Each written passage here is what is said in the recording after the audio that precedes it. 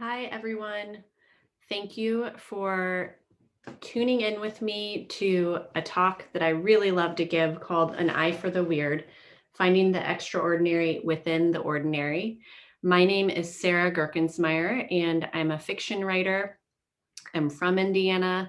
I'm living in Indiana again, and I really like to think about how my Midwest roots maybe have helped to shape some of the writing that I'm attracted to.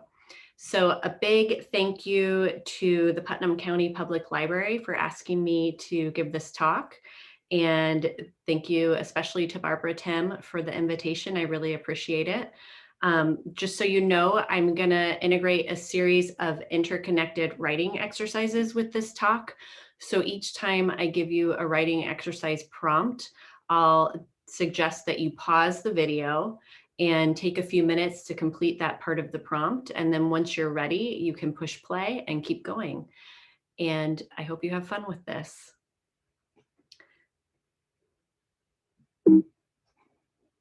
Bear with me too, in this virtual world that we're currently living in together. There could be some dogs or some children who show up while I'm recording this for you. So growing up in the Midwest slash Midweird, I'll read you an excerpt from an interview I gave a few years ago because I think it helps kind of encapsulate why I'm interested in why the Midwest might have shaped some of the weird elements of my writing. So the interviewer said, "You've spent a lot of time in Indiana, but you've also spent some time out of state. Many people have never been to Indiana or only know about the state because of parks and recreation. What is it you wish people knew about the real Indiana?" And I said, "I bought a little felt banner from a funky store in downtown Greencastle that says, 'Keep it weird.' It hangs above my desk. To me, the real Indiana is the weird Indiana." I tried to speak a bit about this during my acceptance speech at the Indiana Authors Award ceremony.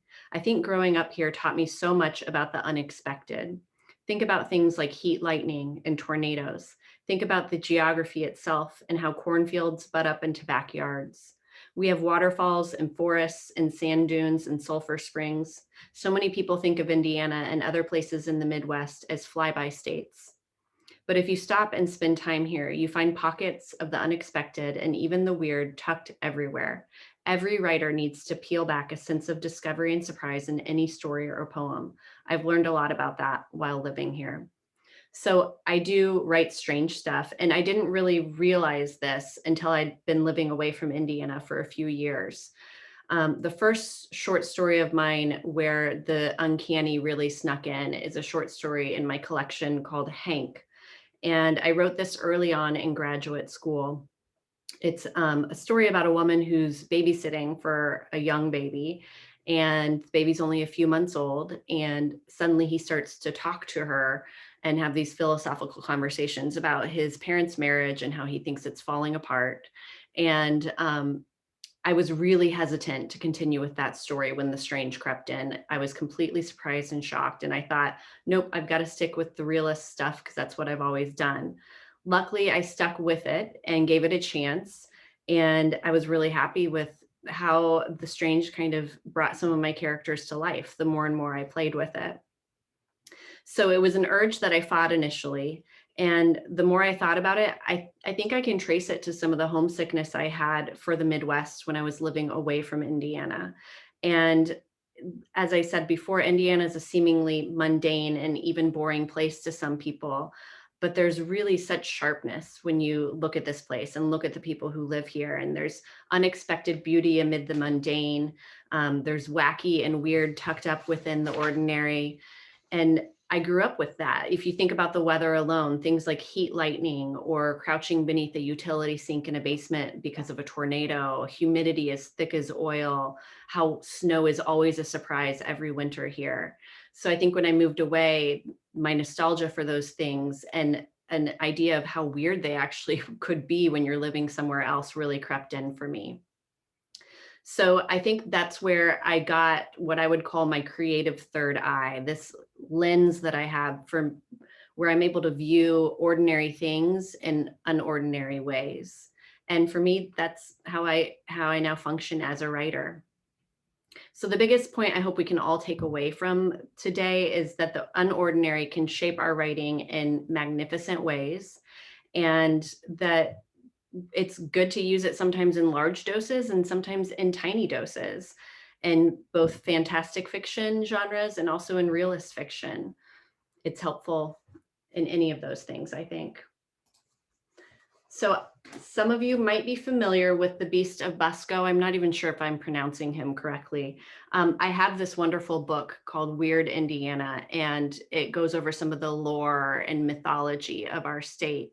So apparently in Churubusco, Indiana, which is north of Fort Wayne, there's a giant turtle beast. He was first sighted in 1898. His shell was 6 feet long and 5 feet wide. There were tons of failed capture attempts. And there's currently a Turtle Days festival that's been around forever in this town. They crown a turtle queen each year. There's a sign that says Turtletown, USA. So I'm sure many of us know about other bits of lore that surround Indiana and what it's like to live here. All right, I'm going to start you with a writing exercise. So again, at this point, I suggest you press pause as you're completing it and then just push play when you're ready to go on. With all of these exercise prompts, I think it's important to think about the importance of tolerating messes, right? Not quite having a plan or knowing where you're going with your writing. I think that's where we find our most important points that we want to latch onto at times in our drafts. So my advice to you is don't have any clue what you're doing as you complete this writing exercise and see where it takes you. All right, so for this exercise, I want you to begin writing a scene in which two people are in a cornfield arguing, and they're arguing about something pretty mundane, pretty ordinary, not a big deal. So it's the type of thing they might bicker about on a couch at home. So for this portion of the writing exercises, for this first one, I want you to focus mostly on the argument itself. There's not much else going on around them during the cornfield. Just press pause, and when you come back, we will talk about the power of confusion. So this is a quote from a fiction writer I really admire, George Saunders. Don't be afraid to be confused. Try to remain permanently confused. Anything is possible. Stay open forever. So open it hurts, and then open up some more until the day you die. World without end. Amen. So I love this. I love this quote. As I started to say before when I was introducing the exercise, I think for any writer or for really any creative person, there's that importance of not only tolerating messes, but even seeking them out.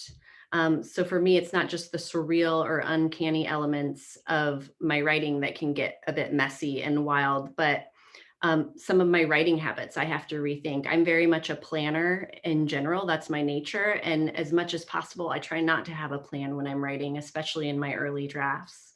So my advice is, like I said, with the writing exercise, try not to have a clue what you are doing as much as possible, especially in the beginning. And a good way to think about this is that idea of writer's block that we throw around. It's often when we decide to set something aside, at least temporarily.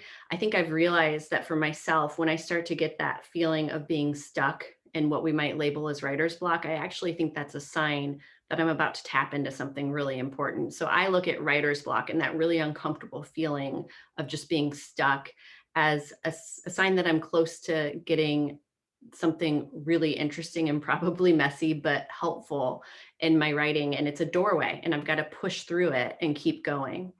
Another trick I have for myself is when I feel like I'm getting stuck, I'll turn on the caps lock key. And for some reason, when I see everything in all caps, it's this permission to just let go, not edit myself, not overthink what I'm writing. The whole time I think this is going to be complete trash. I'm not going to use any of it. But often when I go back to those drafts, it's in the caps lock sections that I find the meatiest stuff and a good sense of direction for later drafts. Another quote that I really like is from Eudora Welty. Write about what you don't know about what you know. So it's common advice for a lot of us to write what you know, right? We all know something. We've all been through something, but I don't think it's always the best advice, or I think we have to take it further sometimes or twist it up a little bit. Emily Dickinson, the poet, said, "Tell the truth, but tell it slant." So start with what you know, what's true to you, but dip into what you're less sure of, what you're a little more confused by, what you have questions about. And I think that's how we can get to the heart of some really messy and interesting writing. The power of mystery. Something sets off a spark or drops a stone in a pond, and then the part of me that is a writer begins making a story out of it with all the obsessive, unconscious steadiness of an oyster making a pearl. I write the story to find out what the story is. So, as much as possible with this power of mystery, ditch the map and let mystery take over. Look for questions rather than answers. There's a power of surprise that I think a lot of writers aren't always comfortable latching onto. We hope that maybe we'll surprise our readers a little bit, but in order to do that, we ourselves have to be caught off guard and surprised by some of the things that happen in our stories, by some of the things that our characters say or do. Flannery O'Connor, a fiction writer that I really admire, talked a lot about this idea of mystery of personality. So, yeah, we've got to know our characters pretty well inside and out, but we can't have complete access to them because then they'll kind of become robots on the page. They've got to surprise us, they've got to remain mysterious to some degree when we're writing their stories. So, for all three of these elements, confusion, the unknown, and mystery, we're searching for authenticity in our characters and the predicaments they have found themselves in. And for some of us, myself included, that takes a dose of exaggeration or the surreal. So, I said I have a creative third eye, and I think we all have one. Sometimes it's just a matter of figuring out what it might be for ourselves. Um, Through teaching, I've realized that we are all telling the same stories over and over again. I especially get complaints from my students that I assign too many sad stories to read, right? But when you strip it down, a lot of the stories we tell as humans are sad or heavy and loaded.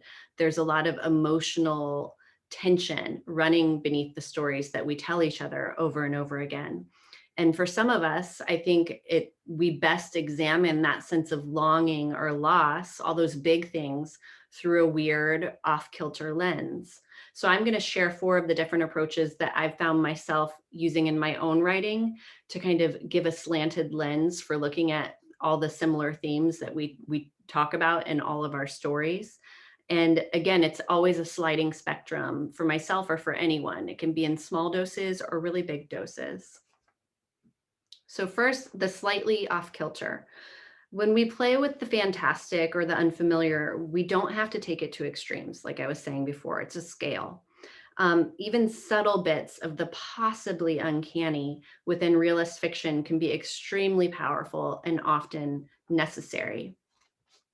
So I mentioned Flannery O'Connor before. Here's an excerpt from her story, A Good Man is Hard to Find. They turned onto the dirt road and the car raced roughly along in a swirl of pink dust. The dirt road was hilly and there were sudden washes in it and sharp curves on dangerous embankments. All at once, they would be on a hill looking down over the blue tops of trees for miles around. Then the next minute, they would be in a red depression with the dust-coated trees looking down on them. So, what I really admire about Flannery O'Connor, she was writing really gritty stories about the harsh reality of everyday life. She was writing in the South during the civil rights movement. So, tackling things like racial tension, darker aspects of religion and poverty and violence. There was nothing fantastic or surreal about her writing, but if you look at her settings, the physical settings of her stories, you find unexpected pops of color. The forests in her stories are often like these otherworldly beasts where you get the sense that they have open mouths that could just swallow you whole at any moment. And it often feels like the stuff of fairy tale or science fiction, as if the natural setting's always poised for attack. And when she deals with her setting in that way, the tensions between her characters really come to the surface and they feel dynamic in a really surprising way. Another writer that I really admire when I'm thinking about the slightly off kilter is Charles Baxter. And he has an essay called On Defamiliarization, which I'll read an excerpt from. The moderately strange in the middle of the ordinary is the lens for focusing the ordinary. Without it, the ordinary has nothing against which to define itself. The truth can get dull. What I would argue is that the truth that writers are after may be dramatic only if it has been forgotten first, if the story, in other words, pulls something contradictory and concealed out of its hiding place.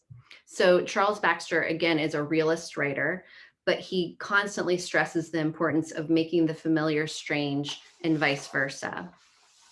And he himself talks about how we're all telling the same types of stories over and over again. So we need to figure out ways to write about them as if we're seeing them for the first time. And he talks about that with sensory details in stories. He calls them misfit details, make ordinary objects in your stories suddenly feel strange, like we're seeing them for the first time. He talks about that with his characters too. He has a term that I really like called soul error. He wants your characters to have some kind of emotional misalignment, something about them that makes them surprising to us in a certain setting or scene. All right, returning to the exercise. Let me take a drink of water first. I'm talking a lot. I want you to now look through what you wrote during the first portion of the exercise and circle or underline details in your scene that might possibly feel a bit off kilter or unordinary. Linger in those moments and write more, seeing where the misfit details you have identified take you. Stick with the original setting and argument as much as possible.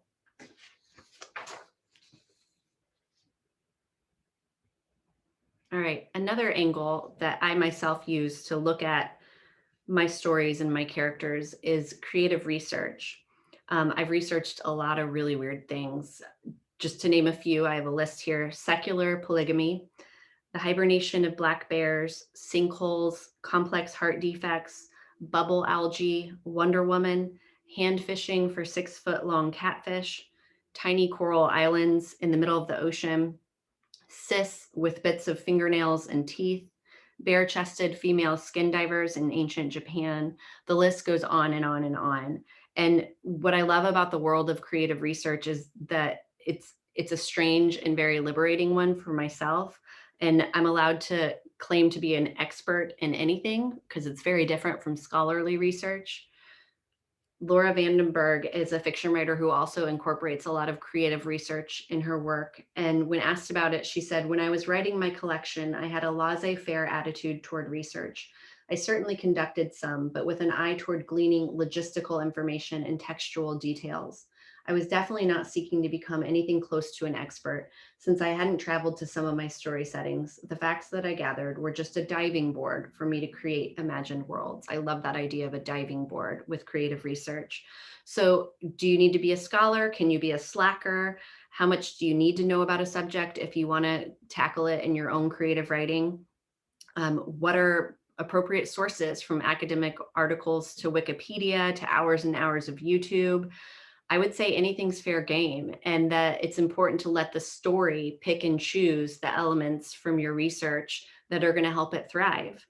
Really good research, or I'm sorry, yeah, well, really good research advice that I got was actually from someone who's not a fiction writer. When I was researching the complex heart defects, I got a grant to fly out to the Mayo Clinic in Minnesota, and I met with one of the world-renowned cardiologists that works there, and sat down at dinner. I was really flustered. I was going over my notes with her from the day, everything she had shown me and told me about. I wanted to make sure I had it all completely accurate and relevant to my characters. And she said, "You know what? Don't let the research take over your story, because then the characters are going to disappear." And so that's the best writing advice I've ever gotten from somebody who's not even a writer. I love it. So returning to your exercise, it keeps getting weirder and weirder. I want you to choose one of the following 3 topics and conduct a few minutes of research online. Again, anything is fair game. Take a few notes. So research either teratomas, blobfish, or Cotard syndrome. Once you've done that research on one of those topics, I want you to incorporate some of it into your argument scene. So you can change details as needed, but stick to the original setting and argument as much as possible. Pause and then come back.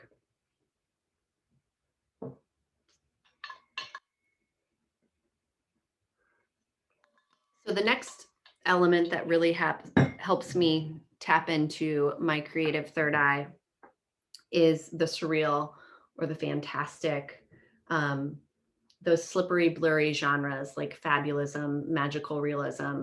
I've been drawn to those for a really long time. I'm going to read you an excerpt from a short story of a writer that I really admire who also does a lot of weird work, named Karen Russell. This is from St. Lucy's Home for Girls Raised by Wolves.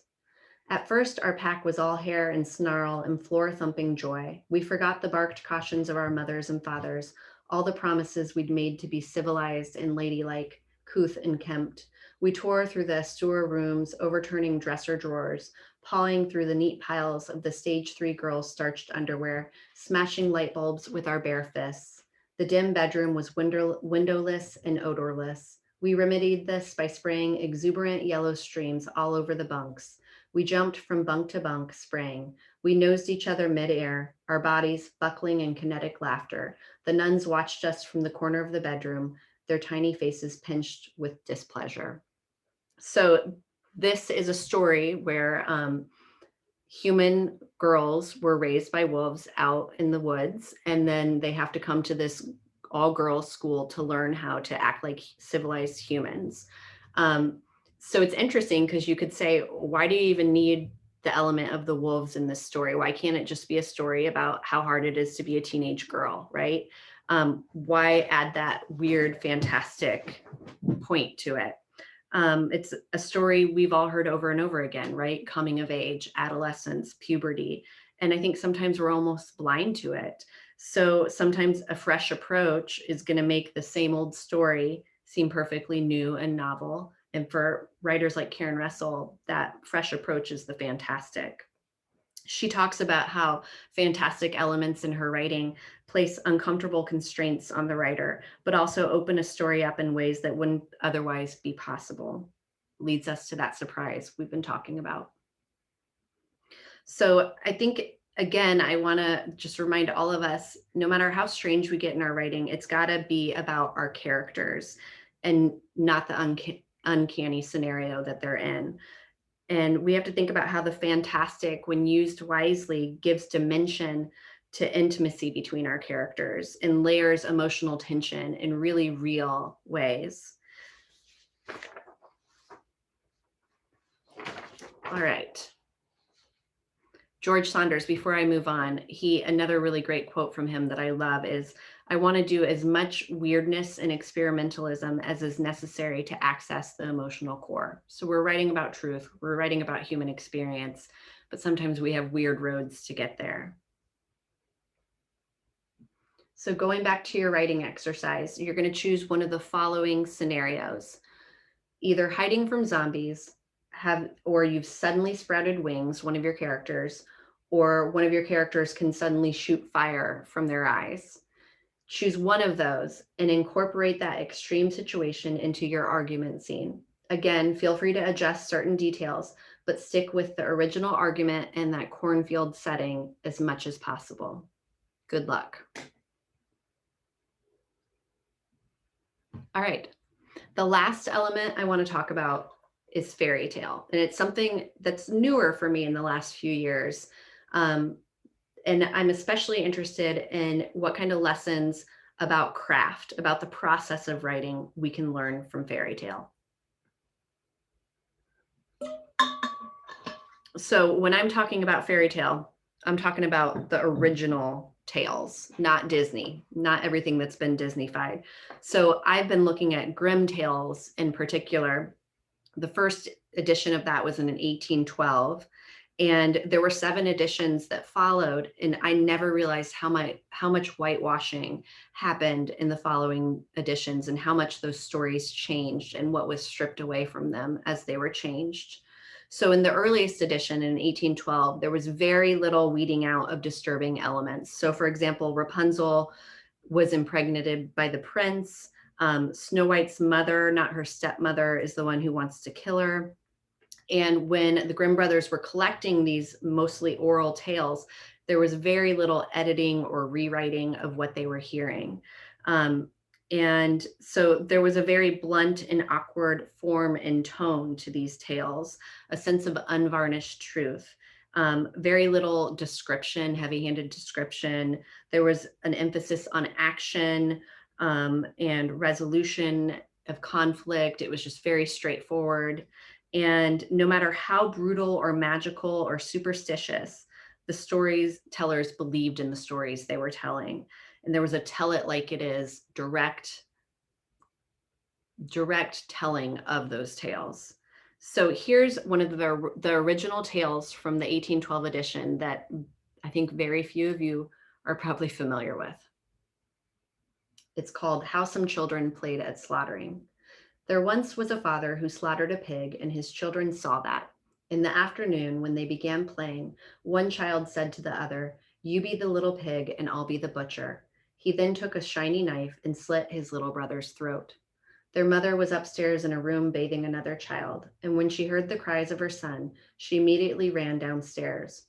Upon seeing what had happened, she took the knife out of her son's throat and was so enraged that she stabbed the heart of the other boy, who had been playing the butcher. Then she quickly ran back to the room to tend to her child in the bathtub, but while she was gone, he had drowned in the tub. Now the woman became so frightened and desperate that she did not allow the neighbors to comfort her and finally hung herself. When her husband came back from the fields and saw everything, he became so despondent that he died soon after. So I'm sorry about the darkness there. It's not what we expect, many of us, when we think fairy tale. But like I said before, what I'm most interested in with fairy tale is what we can learn in terms of craft. And especially I'm interested in that original root of tell it like it is flatness. No matter how dark, this is such a dark, tragic story. It's just short, concise, and to the point. Doesn't matter what kind of brutality or magic is involved. Italo Calvino studied Italian folk tales, and he also thought a lot about how those folk tales and fairy tales can teach us about the craft of writing. He says, if during a certain period of my career I was attracted to folk tales, this was not the result of loyalty to an ethnic tradition, nor the result of nostalgia for things I read as a child. It was rather because of my interest in style and structure, in the economy, rhythm, and hard logic with which they are told. Kate Bernheimer is another great fairy tale scholar to check out for those of you who are interested in this. She has a wonderful essay called Fairy Tale is Form, Form is Fairy Tale. And she looks at the flatness of characters and the abstraction of the language itself.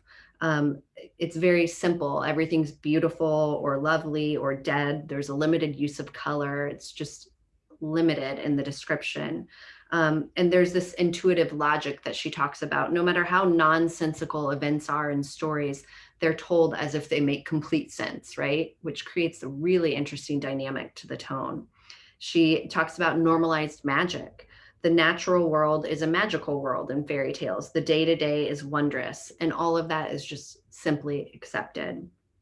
So thinking about fairy tale and the exercise you've been working on, I want you to go through all the material you have so far. It probably feels like a good big mess, and I hope it does. And cross out details that feel round, developed, flashy, melodramatic, fully inhabited, super detailed. Cross out things that just feel really fully developed. And thinking about the merits of flatness that I was just talking about with the original fairy tales, try to rewrite your scene in a similar manner, licking it clean of excessive lyricism, description, tangent, complex emotion, etc. Just try to tell it like it is, no matter how wild some of this material has gotten for you. And that's where we end with my talk today. Like I said, I hope you have a big mess with some of the material you've written today. I think once you set that aside and come back to it, you'll kind of get a sense of which angle or which approach was most helpful for you and your characters. Maybe it's more than one of them, or maybe it's just one, and it's one that you want to experiment with in your own writing. And I think it's wonderful to kind of get lost and confused in the fantastic and be surprised by where it takes you. And I think that's when characters really start to come to life for myself and for a lot of the writers that I love to read. And I hope this is also just in general a fun chance for you to start to think about what might your creative third eye be, whether you're crafting, knitting, painting, writing, what kind of gives you a new, fresh way to look at your work and think about your work, and then hopefully create more of that work. It's been a lot of fun, and I hope you guys enjoy this opportunity to dive into your messes. Thank you so much.